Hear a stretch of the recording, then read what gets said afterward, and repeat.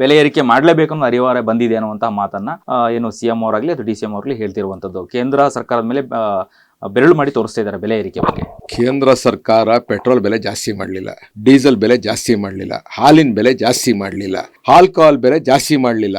LPG gas cylinder ಎಷ್ಟು ಸಲ ಕಡಿಮೆ ಮಾಡಿದಾರೆ. ಅವತ್ತು ಕೇಂದ್ರ ಸರ್ಕಾರನ ಇವರು ನರೇಂದ್ರ ಮೋದಿ ಅವರು ಪ್ರಧಾನಮಂತ್ರಿಗಳನ್ನ ಅಭಿನಂದನೆ ಕಳಿಸಿ ಮಾಡಿದಾರ. ಯಾವತ್ತು ಅಭಿನಂದನೆ ಮಾಡಿಲ್ಲ, ಅಭಿನಂದಿಸೂ ಇಲ್ಲ. ಅವರು 50 ರೂಪಾಯಿ ಜಾಸ್ತಿ ಮಾಡಿದ್ರೆ, ಹಿಂದೆ ಮೊನ್ನೆ 160 ರೂಪಾಯಿ ಕಡಿಮೆ ಮಾಡಿದ್ರು. ಅವಾಗ ಏನ್ ಮಾಡಿದ್ರು ಇವರು? ಏನ್ ವಾಪಸ್ ಕೊಟ್ಬಿಟ್ರ? ಕೇಂದ್ರ ಸರ್ಕಾರದವ್ರು ಪೆಟ್ರೋಲ್ ಬೆಲೆ ಕಮ್ಮಿ ಮಾಡಿದಾಗ, ಡೀಸೆಲ್ ಬೆಲೆ ಕಮ್ಮಿ ಮಾಡಿದಾಗ ಇವ್ರು ಯಾಕೆ ಮಾಡ್ಲಿಲ್ಲ? ಹಿಂದೆ ಮಾತಾಡ್ತಾ ಇದ್ರು ನಾವು ಯೂನಿಫಾರ್ಮ್ ಎಲ್ಲ.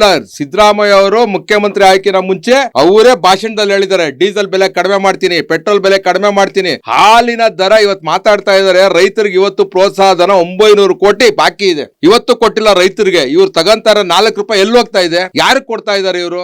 ಎಲ್ಲ ಖಜಾನೆ ಖಾಲಿ ಆಗಿದೆ. ಮತ್ತೆ ಎಲ್ಲಾ ಇಲಾಖೆಯಲ್ಲೂ ಭ್ರಷ್ಟಾಚಾರ, ಬ್ರಹ್ಮಾಂಡ ಭ್ರಷ್ಟಾಚಾರ ತಾಂಡವಾಡ್ತಾ ಇದೆ. ಆ ಎಲ್ಲವನ್ನು ಇವತ್ತು ಜನ ಗಣನೆಗೆ ತಗೊಂಡು ಇವತ್ತು ನಮ್ಮ ಜನಾಕ್ರೋಶ ಯಾತ್ರೆಗೆ ಅಪೂರ್ವವಾದ ಸ್ವಾಗತವನ್ನ ಕೋರ್ತಾ ಇದ್ದಾರೆ. ಸಾಕಷ್ಟು ಜನ ತಮ್ಮ ಆಕ್ರೋಶನ ಹೊರಗಾಗ್ತಾ ಇದ್ದಾರೆ. ಇವತ್ತು ನಮ್ಮ ಈ ಕಾಂಗ್ರೆಸ್ ಸರ್ಕಾರ ಏನಿದೆ ಇವತ್ತು ನಮ್ಮ ರಾಜ್ಯದಲ್ಲಿ, ಈ ಕಾಂಗ್ರೆಸ್ ಸರ್ಕಾರ ಜಲ್ದಿ ಜನ ಕಿತ್ತೋಗಿಯುವಂತ ದಿನ ಹತ್ತಿರದಲ್ಲೇ ಇದೆ.